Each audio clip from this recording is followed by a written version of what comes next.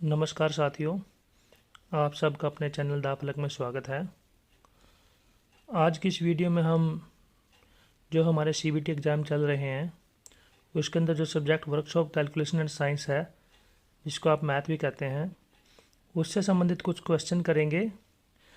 जो क्वेश्चन आपके लिए एग्ज़ाम में काफ़ी हेल्पफुल होंगे।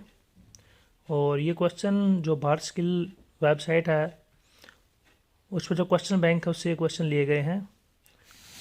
What are the two classifications of system of units? Hindi में अगर बात करें तो इकाइयों की प्रणाली के दो प्रकार कौन से हैं? इकाइयों की प्रणाली के दो प्रकार कौन से हैं? इकाइयाँ आपकी दो प्रकार की होती हैं, एक होती हैं मौलिक इकाइयाँ और दूसरी होती हैं व्युत्पन्न इकाइयाँ। तो इस क्वेश्चन नंबर एक आंसर है सी, मौलिक इकाइयाँ और व्युत्पन्न इकाइयाँ। अगर मैं आपको बताऊँ मौलिक इकाइयाँ कौन सी होती हैं, मौलिक इकाइयाँ वो इकाइयाँ होती हैं जो अपने आप में स्वतंत्र होती हैं, उनको किसी और इकाई की ज़रूरत नहीं होती, वो मौलिक इकाइयाँ कहलाती हैं। और व्युत्पन्न इकाइयाँ वो होती हैं जिनको बनाने के लिए हमें व्युत्पन्न इकाइयाँ वो इकाई होती हैं जिनको बनाने के लिए हमें दो या दो से ज़्यादा मौलिक इकाइयों की आवश्यकता होती है। तो क्वेश्चन नंबर 2 के अंदर हम ये देखें। क्वेश्चन नंबर 2 है what are the fundamental units? इनमें से मूलभूत इकाइयाँ यानी कि मूलभूत या मौलिक इकाइयाँ, अभी जो हमने पढ़ा है कि मौलिक इकाइयाँ, वही पूछ रहा है ये मूलभूत इकाइयाँ कौन कौन सी हैं। जो आपकी मूलभूत इकाइयाँ हैं, जो फंडामेंटल यूनिट हैं, वो आपकी तीन होती है, लेंथ, मास और टाइम, लंबाई, द्रव्यमान और समय। ये आपकी तीन इकाइयाँ होती हैं।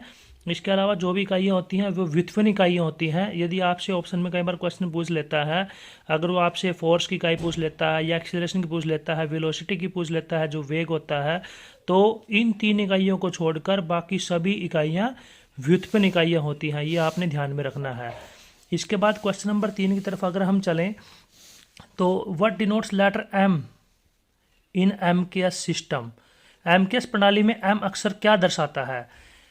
एमकेएस प्रणाली के अंदर आपका जो एम है, एम से है मीटर, के से है आपका किलोग्राम और एस से है सेकंड। यह है आपका एमकेएस प्रणाली के अंदर। तो यहाँ पर अगर हम इस क्वेश्चन का आंसर देखें तो क्या होगा? मीटर होगा। तो ऑप्शन बी हमारा ठीक रहेगा। इसके अलावा मैं आपको बता देता हूँ सीजीएस सिस्टम भी होता है, जिसके अंदर सी से होता है सेंटीमीटर, जी से होता है आपका ग्राम और एस से होता है आपका सेकंड। पेपर में आपके ऑप्शन में ये भी आ सकता है। और एक सिस्टम होता है एफपीएस, एफ से होता है फिट, पी से होता है पाउंड और एस से होता है सेकंड। ये तीनों सिस्टम होते हैं। अगर आपको इन तीनों में से कोई भी पूछ लेता है, एमकेएस पूछता है या सीजीएस प्रणाली के अंदर सी का मतलब क्या है, जी का मतलब क्या है, एस का मतलब क्या है, या एफपीएस सिस्टम के अंदर आपसे पूछता है एफ और या पी एस का मतलब क्या है, तो आप इसमें से बता सकते हैं। इसके बाद हमारा क्वेश्चन है 1 इंच में कितने मिलीमीटर होते हैं? 1 इंच में कितने मिलीमीटर होते हैं? 1 इंच में हमारे 25.4 मिलीमीटर होते हैं। जो 1 इंच है आपका वो इक्वल टू होता है 2.54 सेंटीमीटर के। और 1 सेंटीमीटर में हमारे होते हैं 10 mm, तो 2.4 इंटू 10 ये बन जाएगा आपका 25.4 mm। तो 1 इंच के अंदर आपके होते हैं। इसके अलावा मैं एक क्वेश्चन और बताना चाहूँगा, 1 mm के अंदर कितने माइक्रोन होते हैं? 1000 माइक्रोन होते हैं।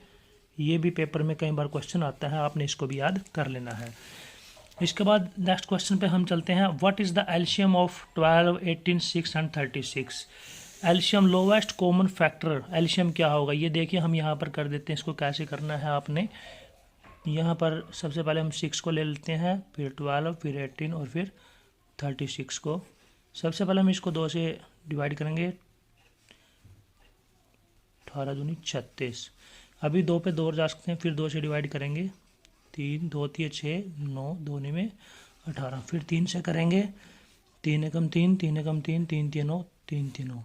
फिर हम इसको 3 से करेंगे, यहाँ पे 1 1 1 और 1। तो अब हम इनकी गुना करेंगे। यहाँ पर आ गया 2 × 2 × 3 × 3 इंटू 1। ये आ गया 2 2 3 3 और 1। 2 दूनी 4 3 12 3 36। तो यहाँ पर ये आपका ऑप्शन आ गया सी। जब भी आपको किसी भी क्वेश्चन का एलसीएम निकालना हो तो उसके लिए आप ऐसे एलसीएम निकाल सकते हैं। अब इसके बाद बात आती है what is the HCF of 18, 42, 24?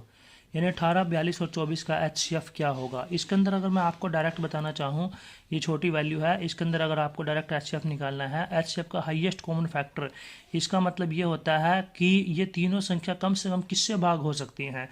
यदि हम देखो 2 से भाग करें, 2 से भी हो सकती है, लेकिन हाईएस्ट सबसे ज़्यादा बड़ा कौन सा है, ज़्यादा से ज़्यादा बड़ी संख्या किससे भाग हो सकती है। 2 से भी भाग हो सकती हैं तीनों, 6 से भी भाग हो सकती हैं, 6 3 18, 6 7 42, 6 चौक 24। और अगर हम 18 की बात करें तो 18 कम 18 42 नहीं होगा, ना ही 24 भाग हो सकता, तो ये नहीं हो सकता। और 24 पे 18 भाग नहीं सकता, ये भी नहीं हो सकता। और 2 छोटी है और 6 बड़ी है, तो इसका ऑप्शन क्या होगा, 6 होगा। और इसके अलावा करना कैसे इसको वो मैं बता देता हूँ आपको। आपने यहाँ पे करना है 2 में 18, 3 3 9, जैसे हमने एलसीएम निकाला था ऐसे आपने सिंगल सिंगल सभी का निकालना है। 21 दूनी 42, 3 7 21, फिर आ गया 24, 12 दूनी 24, 6 दूनी 12, 2 दिए 6। अब देखिए इसमें भी 2 है, इसमें भी 2 है, इसमें भी 2 है, तो हमने पहले 2 को ले लिया। फिर इसमें 3 है, इसमें भी है और इसमें भी 3 है। आपने कॉमन फैक्टर लेना है जो दोनों तीनों में हो। तो तीनों में एक हमारा 2 था और एक 3 था।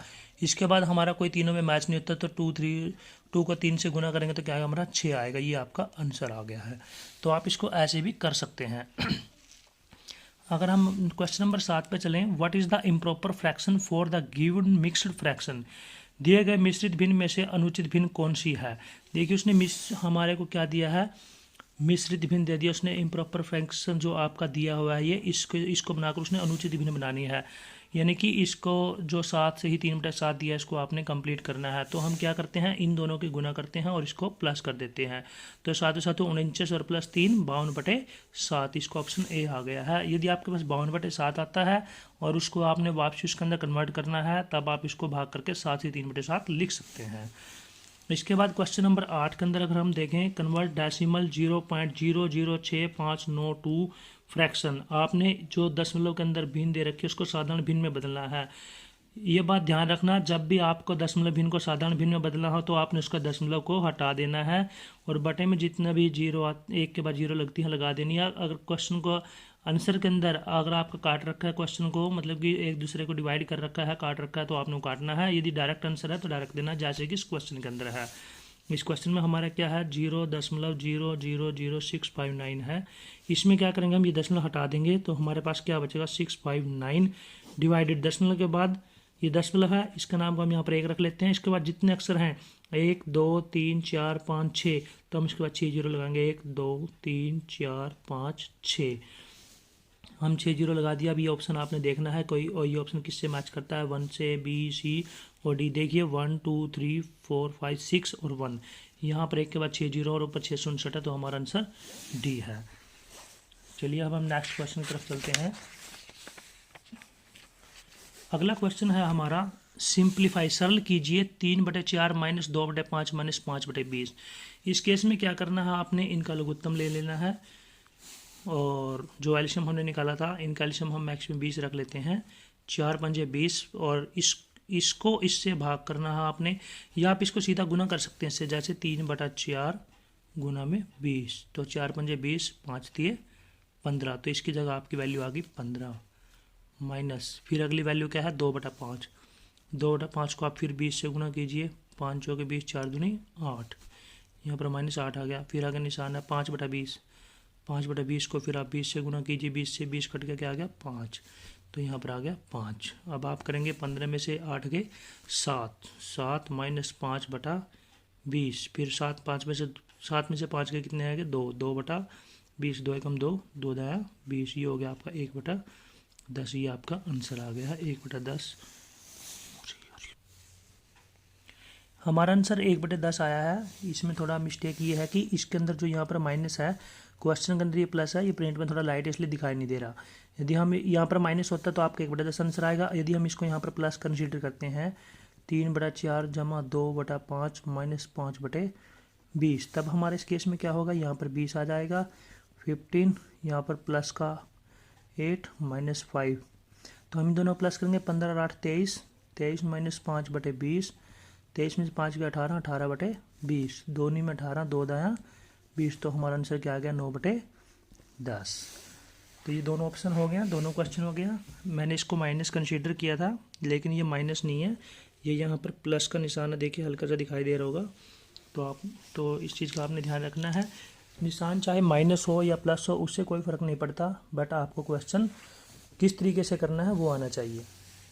इसके बाद अगला क्वेश्चन है, भाग दीजिए 20/31 भाग 15/62। इन क्वेश्चन के अंदर आपने क्या करना है, 20/31 जो भाग का निशान है आपका, आपने उसको गुणा में बदल देना है। जब भी हम भाग के निशान को गुणा के अंदर बदलेंगे तो उसके सामने वाली जो संख्या होती है ना, उसके अंक बदल जाते हैं, ऊपर वाला नीचे चला जाता है, नीचे वाला ऊपर चला जाता है। तो यहाँ पर क्या हो जाएगा, 15/62 की जगह क्या हो जाएगा, 62/15। अब हम इसको डिवाइड करते हैं, 31 से कम 31, 31 दूनी 62। यहाँ पर आ गया 5 तिये 15, 5 चौके 20, 4 दूनी 8/3। इसको भाग करेंगे तो क्या आएगा, 3 दूनी 6, 8 में 6 गए 2, 2 से ही 2/3, 2 से ही 2/3। ये देखिए ऑप्शन सी आ गया आपका, ये आंसर इसमें ठीक है। और इसका ऑप्शन बी 9/10 ये आंसर ठीक है। क्वेश्चन नंबर 11 को देखिए, what is the product of 0.003 into 0.5। 0.003 into 0.5 का गुणनफल क्या होगा। जब भी आपके पास ऐसी दशमलव के अंदर छोटी संख्याएं गुणा करने के लिए आती हैं तो आपने इनके दशमलव को भूल जाना है। तो ये क्या हो जाएगा हमारे पास, 3 × 5 = 15। आपने ऐसे लिख लेना है। अब इसके बाद दशमलव के बाद कितने स्थान है वो काउंट कीजिए, 1 2 3 और एक इसके बाद हो गया, कितने हो गए, 4। आपके पास 4 स्थान हो गए हैं, ये 4 स्थान हो गए हैं। तो आपका जो दशमलव वो 4 स्थान के बाद लगेगा। अभी हमारे पास कितने स्थान हैं, 1 2, तो हम 2 जीरो अपनी तरफ से लगा लेंगे और इसके बाद यहाँ दशमलव लगा देंगे। अभी आंसर देखिए 0.0015, 0.0015 भी ऑप्शन है आपका जो कि ठीक है। 65 ये यहाँ पर हमने दशमलव से दशमलव को काट दिया और ये हो गया यहाँ पर 17.49 गुना में 52/65, 13 चौके 52, 13 पंजे 65, यहाँ पर ये हो गया हमारा। अब हम इसके इससे गुणा करेंगे, 4 में 36, 3 चौक 16, 3 19 का 9 का लग गया 1, 76 28 29 का 9 का लग 2, 4 हम 4 2 6, दशमलव यहाँ पर रहेगा 5 आ गया। 6 इससे भाग करेंगे, 5 एकम 5, 6 में से 5 गया 1, 5 तिये 15, बच गए 4 आगे चला जाएगा, 5 में 45, बच गए 4, 5 में 45। ये हमारा आंसर आ गया 13.99। तो यहाँ पर ऑप्शन डी है आपका, जो ये आपका आंसर आपका आया हुआ अभी ऑप्शन डी। इसके बाद हम नेक्स्ट क्वेश्चन करेंगे, क्वेश्चन नंबर 14। 529 का वर्गमूल क्या है। 529 का वर्गमूल करना हमने क्या है, 529 का वर्गमूल जब भी आपको निकालना हो ऐसी संख्याओं को, तो हम पहले संख्या को लिखेंगे, फिर आपने उसके ऐसे निशान लगा लेना है। सबसे पहले इसके जोड़े बनाने, आपने जोड़े आपने इधर से बनाने शुरू करने हैं और इधर को बनाते हुए आपने आना है। पहले 9 और 2 का एक जोड़ा बनेगा, आगे अगर सिंगल रह जाता तो उसको आपने ऐसे ही छोड़ देना है। तो अब हम यहाँ पर इस 5 को, सबसे पहले 5 को लेंगे हम, इसको हमें उस संख्या से भाग करना है जो या तो इसके इक्वल आए या इसके बराबर आए, लेकिन जो हम यहाँ पर लिखेंगे वही हम आंसर में यहाँ पर लिखेंगे और उन दोनों की गुना करके यहाँ पर लिखेंगे। यदि मैं यहाँ पर 1 लिखता हूँ और यहाँ भी 1 लिखता हूँ तो 1 को 1 से गुना करूँगा तो 1 ही आएगा, तो ये 5 से कम रहेगा। फिर मैं यहाँ पर 2 लिखता हूँ और यहाँ पर भी 2 लिखता हूँ, 2 की 2 से गुना करेंगे, 2 दूनी 4, ये 4 आ गया है। 5 में से 4 गए 1 और ऊपर से ये जोड़ा उतरेगा, सिंगल वर्गमूल में नहीं आएगा, पूरा का पूरा जोड़ा ऊपर से उतारना है। ये हो गया 1 to 9। अब आपने यहाँ पर क्या लिखना है, यहाँ पर 2 था तो आपने 2 से गुना किया था, जो यहाँ पर तो उसको इसमें जोड़ देना है। 2 और 2 कितना हो गया, 4। अब हम इसको फिर से डिवाइड करना है। यदि मैं यहाँ पर 1 लिखता हूँ, इसके लिए मैं आपको बता दूं, यदि आप यहाँ पर एक अक्षर आप लिखते हैं तो इधर का एक अक्षर छोड़कर जो इधर संख्या बचती है आप उसको डिवाइड करके देख सकते हैं। जैसे यहाँ पर 12 है तो मैं 4 से भाग करके देख सकता हूँ ये कितने पे जा सकता है, तो 4 तिया 12 ये 3 पे जा सकता है, तो मैं यहाँ पर डायरेक्ट 3 भी लिख सकता हूँ। कई बार हो सकता है ये 3 से ना भी जाकर 2 पे भी जाता है, तो आप इस चीज़ का ध्यान रखते हैं, लेकिन यहाँ से आपको आइडिया लग जाता है। तो मैं यहाँ पर ये आपका 3 पर ही जाएगा, तो यहाँ पर 3 लिखता हूँ। तो अब आपने यहाँ पर 3 लिखा है तो इस 3 की ही आपने इन दोनों के साथ गुना करनी है। 3 तिये 9, 3 चौके 12, ये देखिए आपका पूरा का पूरा कट गया, तो 529 का वर्गमूल आ गया 23। ये आपका इसका 23 आंसर आ गया ऑप्शन बी। अभी क्वेश्चन नंबर 15 में कहता है what is the square root, वर्गमूल ऑफ 0.017। अब ये दशमलव वाली संख्या आ गई है, आपने दशमलव वाली संख्या का वर्गमूल निकालना है। तो यहाँ पर हम क्या करेंगे 0.017 लिख लिया आपने। अब आप इसका वर्गमूल निकालेंगे। जब भी आपके पास दशमलव वाली संख्याएं आती हैं, जैसे यहाँ पर दशमलव लगा हुआ है, तो इसमें जोड़े बनाते हो आपने दशमलव से इधर की संख्या को जोड़े इधर को बनाते हुए आएंगे, जैसे कि हमने इसमें किया था, ऐसे जोड़े बनाते हुए आएंगे और दशमलव से उधर संख्या जोड़े बनाते हुए उधर जाएंगे।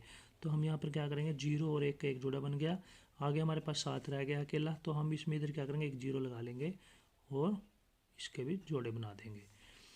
अब हम यहाँ पर अगर दशमलव से इधर की संख्या को सोल्व करते हैं तो 0 में तो 0 ही आ जाएगा, आगे दशमलव, जब आपके दशमलव आ जाता है बीच में तो आपने सीधा उसको दशमलव को यहाँ भी लगा देना है। तो आगे हमारे पास संख्या आ गई 0 और 1, तो 0 में 0 प्लस करेंगे 0 ही आएगा। तो हमने क्या किया यहाँ पर 1 लिखा है, क्योंकि हमारे पास 1 ही, और 1 की 1 से मल्टीप्लाई करेंगे तो क्या आएगा 1 ही आएगा। 1 को 1 से मल्टीप्लाई किया तो हमारे पास 1 आ गया है, एक से एक गई 0। अब हमने क्या किया ऊपर से एक जोड़ उतारा, 70 आ गया हमारे पास, और ये हो गया आपका 1 में 1 प्लस करें कितना आ गया 2। अब ये हमारा कितने बजा सकते हैं, मैंने बोला था कि जो लास्ट में आपने अक्षर लिखना है उसके नाम का एक अक्षर छोड़ देना, हमने 0 छोड़ दिया है, तो 2 तिये 6, 3 पे जा सकता है ये, 23 तिये 69, ये आ गया 10 में से 9 का 1 बच गया है। देखिए हमारा आंसर आ गया 0.13। अगर ऑप्शन में आपका 0.13 है तो आप इसको यहीं तक सॉल्व कीजिए, जैसे हमारे यहाँ पर 0.13 ऑप्शन आ गया है, तो हमारे इस 15 नंबर क्वेश्चन का आंसर बी हो गया।